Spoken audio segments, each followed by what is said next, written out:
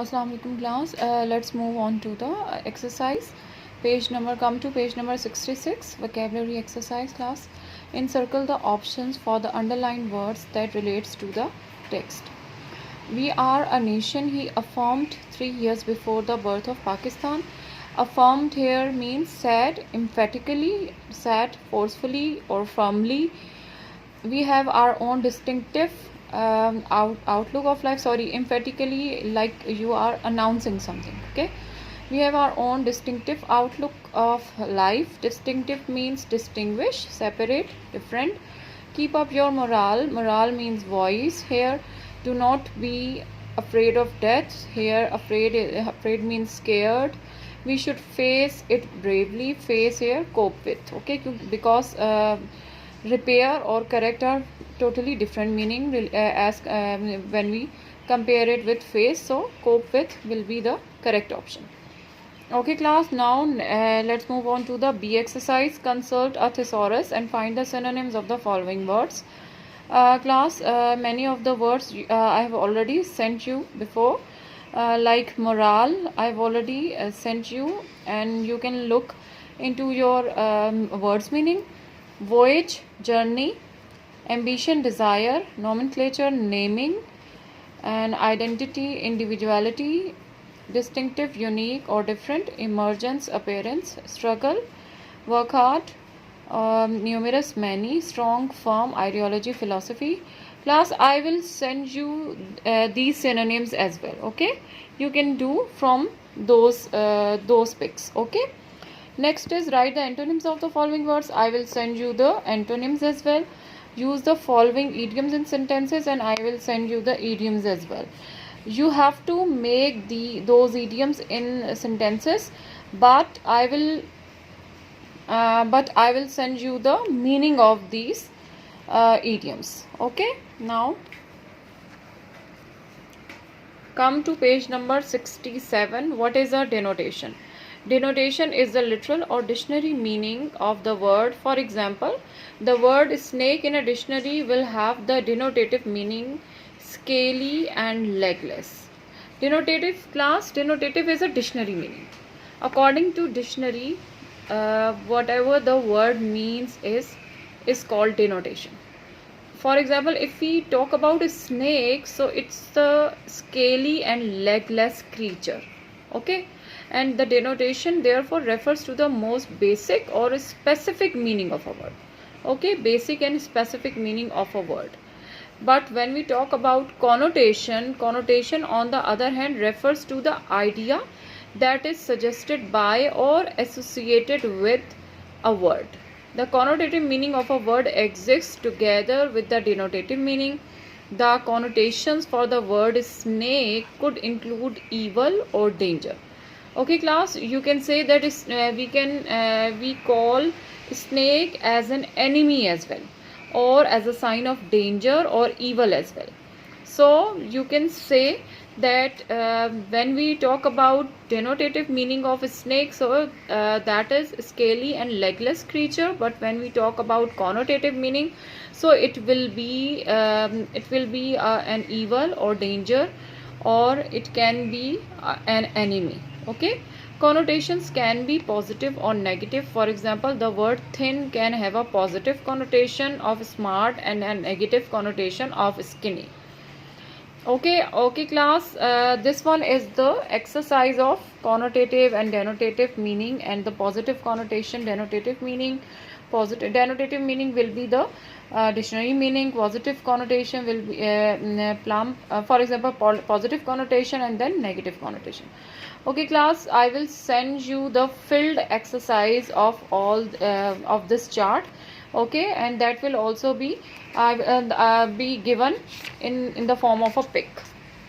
Let's move on to another exercise.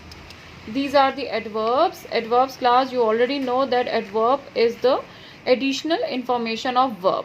A word that modifies the meaning of a verb, an adjective or another adverb is called an adverb. Okay, for example, adverbs usually come in the following position in a sentence. She was singing beautifully. Here beautifully is adverb of manner. at a concert, adverb of place. Last Sunday, adverb of time. Okay. And then the other one is infinitives. You are free to go to your masjid. He made the people work. Here, to go and work. These are two kinds of example. Two kinds of example of infinitives. There are two kinds of infinitives. Bare infinitives and infinitives. Bare infinitive means without to, like in the second example. And infinitive means with to. Like you will use to with first form of verb, then it will be infinitives. But when you use only verb, then it will be bare infinitive. Okay. The word given in bold have no subject. The word given in bold have no subject. We say that to go is the infinitive of the verb. Sometimes to is used as an example a. Sometimes infinitive without to is used as an example b. Sorry, a or b. Okay class, now let's move on to gerunds. Gerund is that form of the verb which ends in ing and has the function of a noun. Like gerund work as a noun, but it has ing. For example, painting is a good fun. Here painting is a noun.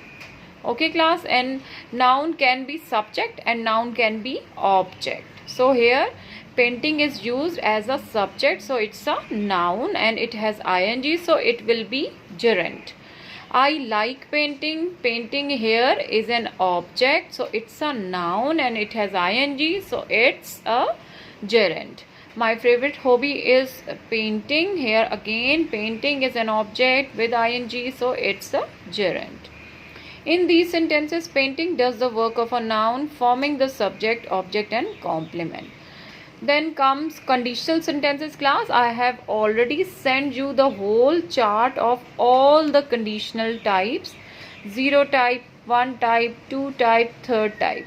And this one is the type 3. Type 3 means unfulfilled condition. Like condition which is not fulfilled. Okay, which is not fulfilled, which is not completed. For and conditional of this type say that something did not happen because a certain condition was not fulfilled. Like you are just imagining the situation. The situation or the condition is not already fulfilled, but you are imagining it. For example, had we paid heed to his warnings and advice, we would not have got entangled into petty pursuits that have brought forth only disunity and disharmony among our ranks. Okay class, for example, this one is very long example. We will discuss it later. First of all, we'll just move on to the short example so you can understand that what are conditionals. For example, if you had studied hard, you would have passed the exams. So if you had studied hard, then you would have passed the exams. But if you didn't study hard, so you cannot pass. Okay class, do you understand that? The other example is, if you had come to me, I would have helped you. Like it is already passed. The condition was not like that. He did not come to her. Do you understand? He did not come to her, so that is why he didn't help her. So that is why he said that if you had come to me, I would have helped you. The other one is, if I had seen him, I would have stopped him. So another example is an imaginary example, so it hadn't done. Okay class, now let's make another video.